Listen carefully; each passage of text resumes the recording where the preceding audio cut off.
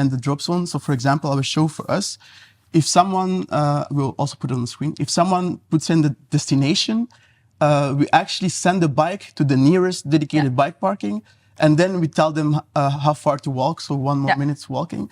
And that's, the bike doesn't close if it's not in the dedicated bike parking, so the money keeps on running. So that forces them to make sure that they don't pay too much, so that they always park there. And I think if the city asks this to operators, it will save a lot of time and a lot of complaints. And it's what we've done now. So you need to park in a drop zone, otherwise you cannot close it. But to do so, you needed to have the drop zones.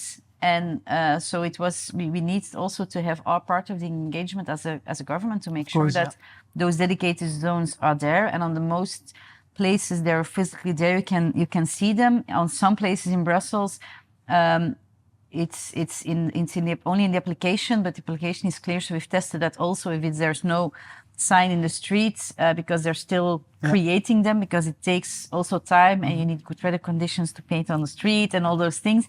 So we are making sure that it is in the application, and the only way from the 1st of February where you can do it, it's already in many places. It's only possible to lock the bike or the step in a dedicated place.